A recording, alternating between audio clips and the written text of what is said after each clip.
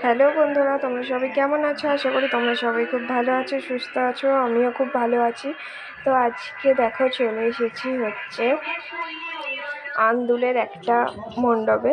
তো মণ্ডপটা করেছে চিড়িয়াখানার মতন, পুরো মণ্ডপটা সাজানো।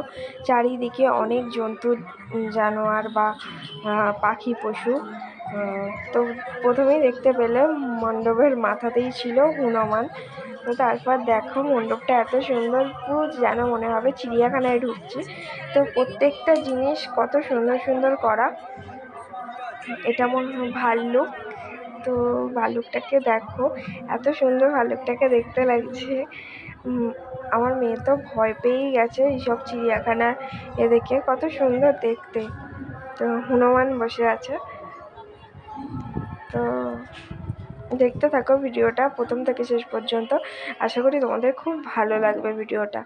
আমার তো প্রচণ্ড ভালো লেগেছে। এই মণ্ডপটা যেন মনে হবে অরিজিনাল চিড়িয়াখানায় ঢুকছি। তো খুব সুন্দর করেছে।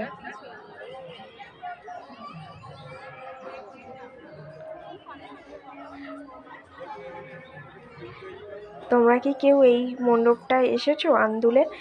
যদি এসে থাকো আমাকে অবশ্যই কমেন্ট করে জানিও। আর খুব সুন্দর লাগছে। তো বেরিয়ে পড়লাম ঠাকুর দেখে। তো আবার বেরিয়েও দেখছি কত পাখি। ওইদিকে দেখেছিলাম পশু, আর এদিকে প্রচুর পাখি। পাখিকে বন্ধ খাঁচা থেকে ছেড়ে দিতে বলছে, মানে এইরকম একটা খুব ভালো, খুবই ভালো একটা দৃশ্য। মানে খুবই ভালো করেছে মণ্ডপটা। তো তোমাদের ভিডিওটা কেমন লাগলো অবশ্যই কমেন্ট করে জানিও। যদি ভালো লাগে like, comment, share and subscribe করে দিও।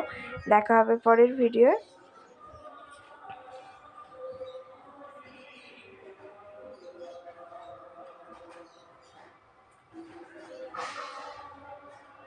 যাওয়ার সময় আবার বাইরের দিকে দেখলাম দুটো, একটা বাদুড় আর একটা রাক্ষস।